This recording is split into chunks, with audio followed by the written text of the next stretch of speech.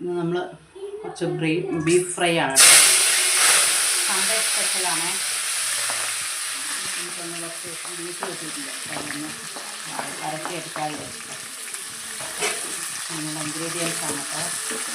സവോള വഴറ്റാൻ ഇട്ടിട്ടുണ്ട്, ഇതിൻ്റെ കൂടെ കുറച്ച് മല്ലിയില ഇട്ടിട്ടുണ്ട്. പിന്നെ തക്കാളി, പച്ചമുളക് 2 നടുവ് മുറിച്ചിട്ടിട്ടുണ്ട്. പിന്നെ കുറച്ച് ഇഞ്ചി വെളുത്തുള്ളി പേസ്റ്റ് അരച്ച് വെച്ചിട്ടുണ്ട്. നമുക്ക് ഉള്ളി വഴണ്ടുന്ന ആഡ് ചെയ്ത് കൊടുക്കാം കേട്ടോ. ഉള്ളി നല്ലോണം വഴണ്ടിട്ടുണ്ട് കേട്ടോ. ഇനി നമുക്കതിലേക്ക് ഓരോ ഇൻഗ്രീഡിയൻസ് ചേർത്ത് കൊടുക്കാം. തക്കാളി, പച്ചമുളക് ആഡ് ചെയ്ത് കൊടുത്തിട്ടുണ്ട് കേട്ടോ. ഞാൻ നല്ലോണം വരണം. പിന്നെ നമുക്ക് ഇഞ്ചിയും വെളുത്തുള്ളി ചേർത്ത് കൊടുക്കാം. അതിൽ ഇഞ്ചി വെളുത്തുള്ളി പേസ്റ്റ് ഇട്ട് കൊടുക്കുന്നുണ്ട് കേട്ടോ. ഞാൻ നല്ലോണം മൂത്ത് വരട്ടാം. അതിന് ശേഷം നമുക്ക് പൊടികളൊക്കെ ആഡ് ചെയ്യാം കേട്ടോ. അത് വണങ്ങിയിട്ടുണ്ട്. ഇനി നമുക്ക് അതിലേക്ക് പൊടികൾ ആഡ് ചെയ്ത് കൊടുക്കാം കേട്ടോ.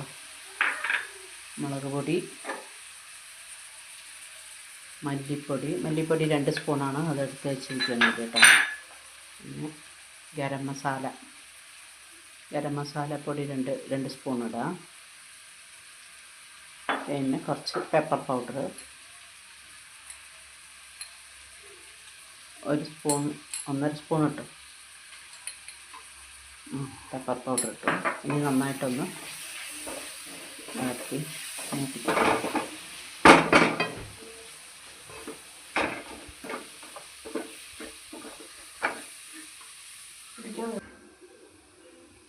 ഇതാ കുറച്ച് മഞ്ഞൾപ്പൊടി ഇട്ടിട്ടുണ്ട് കേട്ടോ, ഒരു 1/4 ടീസ്പൂൺ മഞ്ഞൾപ്പൊടി. ഇതാ ഒരു 1.5 സ്പൂണ് ഉപ്പിട്ട് കൊടുക്കുന്നുണ്ട് കേട്ടോ. പോരെങ്കിൽ നമുക്ക് പിന്നീട് ഇടാം. എല്ലാം കൂടെ ഒന്ന് നല്ലോണം വഴറ്റി കൊടുക്കാം.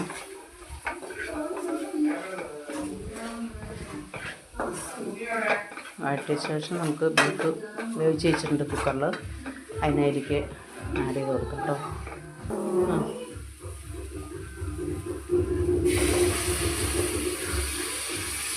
ബീഫ് അതിലേക്ക് ആഡ് ചെയ്തു. കുറച്ച് വെള്ളത്തോടെ കൂടെ നമുക്കത് അതിലേക്ക് ആഡ് ചെയ്ത് കൊടുത്തിട്ടുണ്ട് കേട്ടോ. ഇനി നമുക്കത് നല്ലോണം വറ്റണ വരെ ഇളക്കി നല്ലോണം വറ്റണ വരെ വയ്ക്കാം. വറ്റിയിട്ട് നമുക്ക് പിന്നെ അത് ഫ്രൈ ചെയ്തെടുക്കാം കേട്ടോ. ഇതാട്ടോ ബീഫൊക്കെ വറുത്ത് കഴിഞ്ഞു, നല്ല വരട്ടിയിട്ടുണ്ട്, നല്ല സൂപ്പറായിട്ടുണ്ട് കേട്ടോ. എല്ലാവരും ട്രൈ ചെയ്ത് നോക്കൂ കേട്ടോ, അടിപൊളിയാണ്. നല്ല വരട്ടിയെടുത്തിട്ടുണ്ട്, രസവും വെച്ചിട്ടുണ്ട്. ഇതാണ് സൺഡേ സ്പെഷ്യൽ. Okay, by.